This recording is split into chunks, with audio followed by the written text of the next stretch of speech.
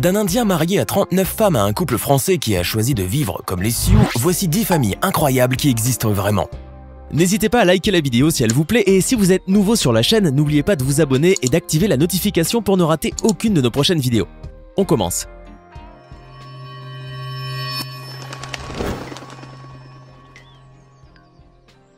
Zyonashana vit avec sa famille dans un village de l'état de Mizoram, en Inde.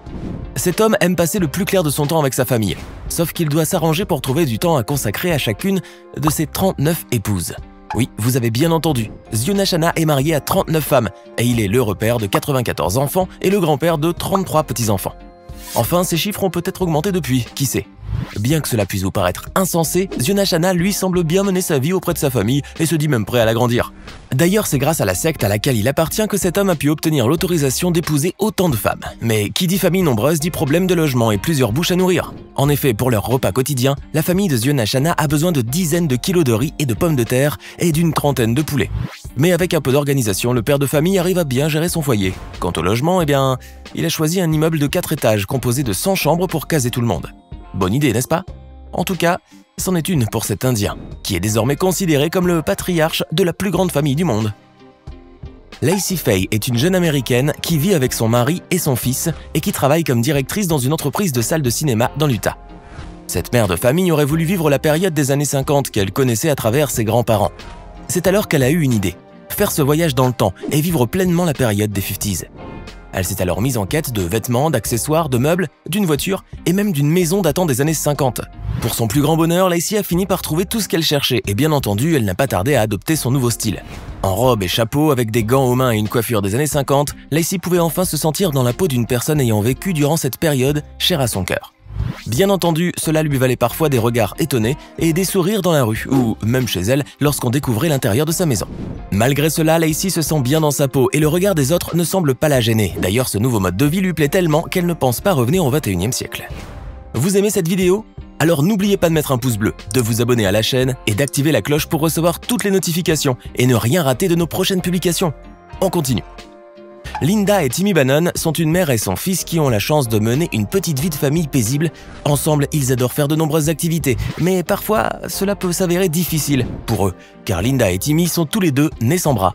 En effet, Linda et son fils sont atteints du syndrome de Holt-Oram, qui est responsable d'anomalies au niveau des membres supérieurs et parfois de problèmes cardiaques.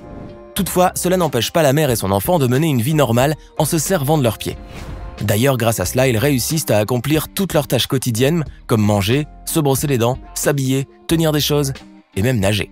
Bon, cela leur demande beaucoup d'efforts parfois. Mais pour eux, rien n'est impossible, et avec une bonne dose de persévérance et de volonté, ils finissent par apprendre et s'y habituer.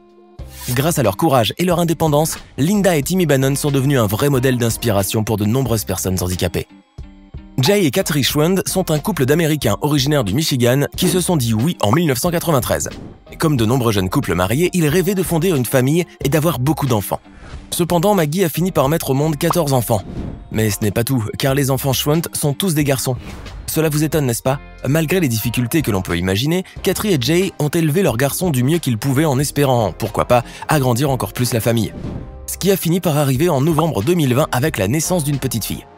Enfin, après avoir eu 14 garçons d'affilée, Kathy et Jay étaient devenus les heureux parents de la petite Maggie Jane. Bien entendu, cela leur faisait une bouche à nourrir de plus, sans parler des nuits d'insomnie et autres petites peines qui accompagnent souvent la naissance d'un bébé.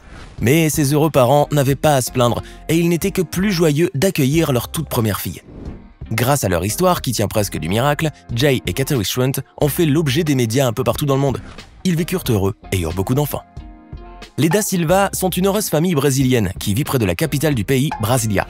Comme tous les habitants de la patrie du football, les membres de cette famille aiment bien sûr regarder des matchs et encourager leur équipe qu'ils applaudissent à chaque but. Cependant, leurs applaudissements peuvent paraître un peu étranges. Savez-vous pourquoi? Eh bien, les Da Silva possèdent 6 doigts à chaque main au lieu de 5. En effet, les membres de cette famille sont tous nés avec une polydactylie, une caractéristique génétique qui consiste à avoir un ou plusieurs doigts ou orteils de plus. Malgré leur particularité, les Da Silva ne ressentent aucune gêne et peuvent réaliser normalement toutes les tâches quotidiennes ou encore jouer à la guitare et tenir un bébé sans aucune difficulté. Et puis, grâce à leurs 6 doigts, les Da Silva ont réussi à attirer l'attention des médias lors de la Coupe du monde de football de 2014. Comment? Eh bien, ils ont tous brandi fièrement leurs 2 mains en pronostiquant une 6e coupe pour leur pays. Par ailleurs, ils ont suscité beaucoup d'étonnement aussi, et certains les auraient même pris pour des personnes handicapées. Mais les Da Silva n'avaient que faire de tout cela, car ils ne considèrent pas leur particularité comme un handicap et ils en sont même très fiers. Grâce à leurs 6 doigts, ils sont désormais célèbres au Brésil et dans le monde. C'est en Inde que vit la famille Chauhan, dont les membres habitent sous le même toit et font tout pour mener une vie normale. Sauf que leur vie n'est pas si ordinaire que cela. Savez-vous pourquoi ? Parce que les membres de cette famille sont presque tous atteints de nanisme. En effet, 9 membres sur 11 seraient atteints de cette anomalie génétique. Malgré cette condition physique particulière qu'ils acceptent, les Chauhan essaient tant bien que mal d'être comme les autres, vivant de petits boulots ou tenant une épicerie pour subvenir à leurs besoins.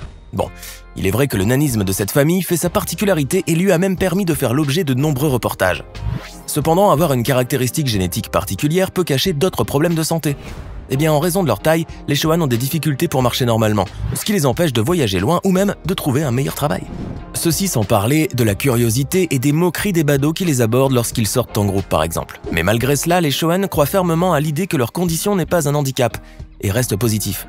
Et puis, grâce à leur particularité hors du commun, ils ont même pu battre le record de la plus grande famille de nains en Inde. Comme beaucoup de familles, Nick et Callie Best et leurs enfants Dylan et Jessica ont tout pour mener une vie paisible.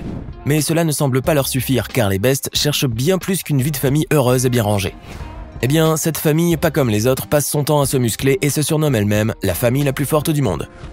Parents et enfants ont fait de l'entraînement une routine quotidienne indispensable qui leur a permis de gagner des muscles et d'acquérir une force incroyable. Il n'y a qu'à voir comment les enfants arrivent à soulever 2 fois leur propre poids sans effort, et ce malgré leur jeune âge. Bien entendu, cela ne serait pas sans conséquences pour la santé, notamment pour les enfants qui s'entraînent au-dessus de leurs capacités. Mais pour le moment, tout semble aller comme sur des roulettes, et chaque membre de cette famille continue à s'entraîner et à réaliser des exploits. D'ailleurs, grâce à leur quotidien hors du commun, les Best ont fait l'objet d'une émission de télévision qui a largement fait le buzz. Jacques et Martine Delorme sont un couple de Français qui vivent en Normandie. Ce couple, qui a priori rien d'extraordinaire, avait pourtant une passion et souhaitait avoir un mode de vie différent. Un mode de vie bien particulier et franchement audacieux, car Jacques et Martine ont choisi de vivre comme les Sioux. Oui, comme ces fameux Indiens qui se battent contre les cow-boys et vivent dans des tipis. Et justement, c'est bien dans un tipi que vivent Jacques et Martine. Bon, ils y dorment seulement d'avril à novembre dans des couvertures en peau de bison après avoir profité d'un bon feu. Jacques et Martine, qui se font appeler Aigle impatient et Gazelle qui marche loin, ont pu réaliser leurs rêves et vivent pleinement leur passion commune pour la culture amérindienne. Bon, il faut bien l'avouer, leur mode de vie à l'indienne suscite beaucoup d'étonnement et peut leur valoir des moqueries de la part des autres qui passent devant leur maison et voient ce tipi haut de 5 mètres installé dans leur jardin. Mais les Delorme ne semblent pas s'en soucier le moins du monde. Parés de leur costume, ils parlent de la culture et de la philosophie des Indiens et racontent leur histoire lors des événements auxquels ils assistent ou à travers l'association qu'ils ont créée et qu'ils ont nommée Wokola, c'est-à-dire amitié dans la langue des Sioux. Bref, avec leur mode de vie unique, les Delorme sont devenus un peu des Indiens dans la ville. La famille Marsili vit à Sienne en Italie. Comme nous tous, les membres de cette famille, composée de la grand-mère, de ses filles et de ses petits-enfants, aspirent à une vie de famille normale et sans histoire. Pourtant, depuis quelques années, leur nom est sur toutes les langues dans le domaine médical car ils possèdent une particularité qui a changé leur vie et les distingue des autres. Voulez-vous savoir laquelle ? Eh bien, ils ne ressentent aucune douleur physique. 3 générations de cette famille sont atteintes d'une analgésie congénitale due à une mutation génétique rare, ce qui leur permet de ne ressentir aucune douleur physique en cas de chute, de fracture, voire même en cas de brûlure. Quelle chance, vous allez me dire. Et pourtant, cela constitue un vrai problème, car en raison de leur insensibilité à la douleur, les Marsili ne peuvent se rendre compte qu'ils souffrent d'un mal que trop tard. Et le diagnostic sera donc tardif. Mais cela ne leur fait ni chaud ni froid, et ils sont plutôt heureux de mener une vie sans douleur. Par ailleurs, en raison de cette anomalie génétique très particulière, les Marsili sont devenus un cas très intéressant pour les médecins et les chercheurs dans leur quête des traitements antidouleurs. Dans la ville de Dongguan en Chine, les femmes sont plus nombreuses que les hommes, ce qui n'est pas le cas dans le reste du pays.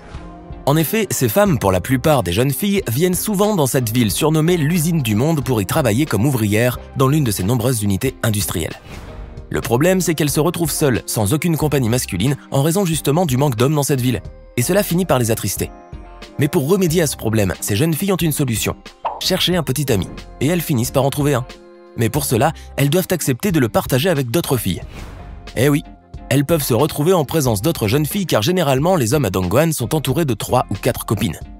Vous imaginez cela ? Mais cela ne semble pas préoccuper ces jeunes filles qui acceptent de partager leur petit ami avec d'autres, voire même de le payer, pourvu qu'ils ne s'en aillent pas et qu'elles ne se retrouvent pas à nouveau seules. Eh ben, voilà ce qui rend ces jeunes filles bien étranges. Vous venez de découvrir 10 familles incroyables qui ne ressemblent pas aux autres. Laquelle vous a le plus amusé, fasciné ou choqué ? Laissez-nous vos réponses dans les commentaires et, comme toujours, n'oubliez pas de vous abonner, de liker et de partager cette vidéo. À demain, même heure, même chaîne, pour une nouvelle vidéo.